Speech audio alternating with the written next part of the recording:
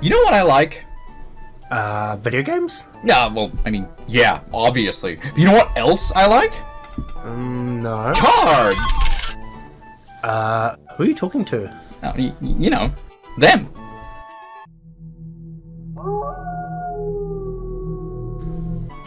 You stalling? Because I have game. The bit's done, go home. That's not still in there. Magic the Gathering is, to me, what cocaine is to Charlie Sheen. I am on a drug, it's called... Of all the gajillions of card games I've played, nothing has quite gripped me like Magic has. Or rather, specifically, Commander has. A casual format that exploded in popularity during the pandemic, and has since become the most popular format of the entire card game. It's a singleton format where you construct a 99 card deck around a legendary creature. Or sometimes two, if the cards say they can be partners. Or sometimes a planeswalker. Look, it's just good, okay? You play in pods of 4, unless you're like a social outcast or something, and usually just goof around with your buddies while eating pizza and having anime or music on in the background. It's a great time. And the format has fostered a pretty big community that loves its unique playstyle, which allows for so much expression and fun interactions. Sure, I've played other formats before, but I can't for the life of me remember one interesting story I could tell you from them. So then, I cast Siege Rhino, and you wouldn't believe this. They lose 3? Yeah, and I gained 3. Man, I can't wait to do that again 3 more times. Versus in Commander, where I'm practically narrating a goddamn epic that spans 3 entire novels of betrayal, giant battles, and apparently guest appearances from Sauron and Ryu from Street Fighter. Huh? Yeah, Universes Beyond makes things kind of weird. One of my favorite and long-term goals in Commander has been the infamous 32 deck challenge. I really like brewing unique decks and collecting pretty cardboard. So when I read up about this challenge, sheesh, almost 9 years ago, I knew it was something I wanted to undertake. But, well, I only really got into Magic in 2015, and I was still pretty new at the time, having to Google a lot of cards when people were casting them in front of me just so I could kinda keep up. But as my knowledge and experience in the game grew, so too did my unhinged need to undertake this challenge. I told myself it would be my ultimate Magic goal, that when I finished it, I could say I was done with Magic. Sure, I mean, I'd still be updating and maintaining these decks, but I promised myself I wouldn't make any new decks. No, sir. I don't have a problem. You have a problem. So, yeah, here they are. Now, this isn't something I accomplished overnight. Oh, no. I've been working on this project for, well, almost 10 years now. And with the last deck finally being completed, I thought it'd be fun to go through these all with you guys, as I know a couple of you guys out there are big Magic fans as well. Understandably, this is going to be a pretty quick overview of each deck, as if I spent even 5 minutes on each of these decks, the video would be almost 3 hours long. And I know that's a big ask. So, well, instead, we'll just kind of zoom through them all and give you a little snippet of what each of them does. And maybe later down the line, I could do some individual deck techs for the decks you guys are interested in. Alright, let's kick things off. Deck 1, Ululek Fused Atrocity, Big Stompy Eldrazi, and Colorless Ramp. Yeah, his commander identity is technically all 5 colors, but I'm only using colorless lands and spells in the deck. Hey, stop typing, I know lands don't have a color, it just makes it easier to explain. While Kozilek is probably a stronger commander than Ululek, the greedy little bastard in me wants to copy the big noodly monsters. Let me have my fun.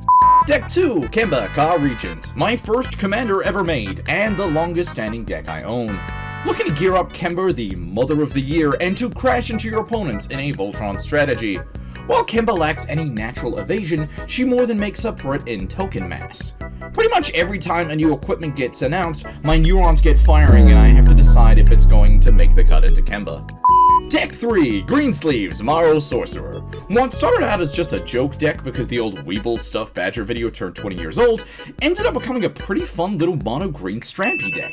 That's Stompy Rampy. Try to keep up.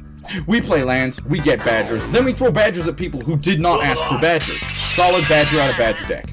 Deck 4, Neheb the Eternal. There was a time when people said burn wasn't viable in Commander.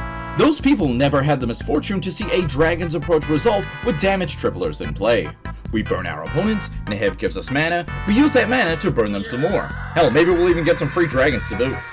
Deck 5, God Eternal Kefnet. Big chicken that lets us miracle crazy spells off the top of our library. There's a couple extra turn spells in there, of course, but mostly just big, dummy, thick stuff like Clone Legion and Season of Weaving. Spell slinging goodness that always keeps the table guessing. Deck 6, Yawgmoth, Thran Physician. Yawgmoth is a bastard. His strategy is about what you'd expect from a scumbag like him. Big sacrifice payoffs, recursion, and a pinch of 1/1 synergies. One of the few decks I've built that does have a pseudo-infinite combo thanks to Undying Creatures. But you can still deck out, so, you know, price of greatness, yada yada yada. Deck 7, Winota, Join Our Forces. Winota doing Winota stuff. One of my strongest commander decks just because of how absurdly bonkers that trigger is. I've tried to build around a legendary tribal focus for the deck to try and bring something a little more unique to the table with it. Plus, I mean, look at this amazing altar by Modfly. Deck 8, Brago, King Eternal. In a world where any commanders could be partners, this deck would actually be helmed by Preston the Vanisher and Min Wiley Illusionist, and be a fun illusion and flicker tribal deck. But we don't live in that magical perfect world, so instead we go with Brago flicker shit, abusing lots of ETBs and taking turns that annoy people. How very Azorius of me. Deck 9, Sethron, Herloon General. Minotaur tribal decks aren't the strongest, but with a secret commander of Magar of the Magic Strings and a bunch of big goofy spells to cast off him, well, it's still kinda ass. At least I get to look at big handsome Minotaurs while my opponents with pre-comps kick my teeth in. God, look at the size of his didgeridoo! Deck 10, Gilm, Master Chef. Food decks used to be funny and bad, but now after Lord of the Rings and a bunch of other push support, they're mostly just funny. Gyonden Ramses is my favorite Golgari commander because he's not fiddling around with some graveyard strategy and master plan. No. He's just a big pissed off chef that's feeding my opponent's blockers so he can get up close and tell them it's fucking raw! Deck 11, Agatha the Vile Cauldron. You ever see a Baal's Invoker activate 10 times in a turn? No.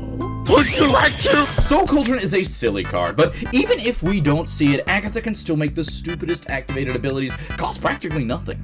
There's something extremely funny about grabbing a bunch of draft chaff cards and throwing them into this deck and actually seeing people panic when they resolve. Deck 12, Yuriko, the Tiger's Shadow. Yeah, I know she's busted, but it's Ninja Tribal. I run Shuriken because that's my ninja way. Could I run a weaker commander so that I get less hate from when I play this deck? No, because I'm not a coward. Deck 13, Okan, Eye of Chaos, and Zender Split, Eye of Wisdom. I know it's gonna sound hipster as fuck, but I made this deck before the Secret Lair. Then I still bought the Secret Lair because the foils were just so damn pretty. Flips coins to mix results. If Croc's Thumb is out, maybe we hit someone for $500,000 in one of our classic Okun Goon sessions. If Croc's Thumb isn't out, we'd probably just go next. Deck 14, Teysa Karlov. Death Harmonicon the deck. Does it do something when it dies? It's probably in here. Bonus points if that something involves tokens. Deck 15, Captain Sisse. Legendary Garbage Tribal. We run a terminal mass of legendary things, tap our commander to get whichever one we need at the time, then once we've assembled a small legion of Mary Sues, we windmill slam Heroes Podium down and start going yada yada as the JoJo's music gets threateningly louder for everybody around you. Deck 16, Ambassador Blorpity Blorp Boop and Karuga the Macro Sage. Tonight Community College did a deck tech video on these guys, and I instantly went, yes, you've sold me, let's make this. It's kind of bad, but in a fun way. We put stickers on our cards, we visit attractions, hell, sometimes we might even win. But mostly it's just stickers and nonsense. Look at all the fun you're missing out on, Legacy players. Deck 17, Lord Windgrace Estates. The name of the game is Land Tomfoolery, and we are going to ramp up into the stratosphere, then outvalue our opponents with cards like Almath, Locus of Rage, Worm Harvest, or just a big fat Torment of Hailfire. Yeah, everybody's gonna have one of those decks that has Torment and Exsanguinate, so yeah, this is mine. Moving on. Deck 18, Verena, the Lich Queen. You know what's better than Dimir zombies? Esper zombies. It's just Dimir zombies, but with anointed procession and a bunch of other fun tricks from White's Rapport. Very much looking forward to upgrading this deck once Aether Drift is here, because they're bringing even more junk to the Esper trunk. Get it? It's a car pun, because it's a Deck 19, Jetmare, Nexus of Revels. The minute Jetmare got spoiled, I pointed to him and I said aloud, husband. This might have ostracized me from my normie friends at work, but boy is he a wrecking ball. We went the cat tribal route to try and make him a little less boring, but he's basically still a crater hoof behemoth in the command zone. Deck 20, Edgar Markov. Shamelessly adapted this deck from a list I read online that was called Mad Dog Markov, because that name was awesome. Basically, we keep the deck's mana curve crazy low, with like 2 or 3 cards at 4 CMC, and everything else is 3 or less, trying to take advantage of Edgar's absurdly busted Eminence mechanic. Deck 21, Gavi, Nest Warden. You know what's better than cycling? Cycling for free! Also, trying to get as much of this deck old bordered as I can, because I just want to have one of these decks in all old frames. Dreams are free, right? Like when I cycle this Decree of Annihilation. Deck 22, Estra the Masked. It's stacks. We downtook Estra to mask our lands and extremely stinky stacks pieces like Stasis, Smothering Tithe, Frozen Aether, do some bullshit with Chain Veil, and then we have to make a public apology the next day about how I was wrong and that I still have to grow as a person. Look, I'm not proud of it, but sometimes the world needs a bad guy, right?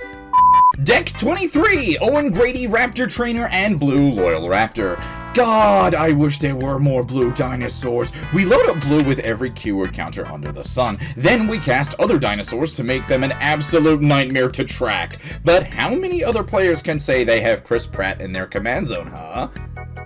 Wait, what do you mean they're making a Marvel set? Deck 24, Muldrotha the Gravetide. Self-milling graveyard recursion shenanigans. The only deck I've won with cards like Mortal Kombat, so that's gotta count for something, right? 6 mana is a little much nowadays, but if we can get Muldrotha to stick, we're in for a good time. Deck 25, Gave, Guru of Spores. This deck is brought to you by today's video sponsor, Daughter, because the deck is his.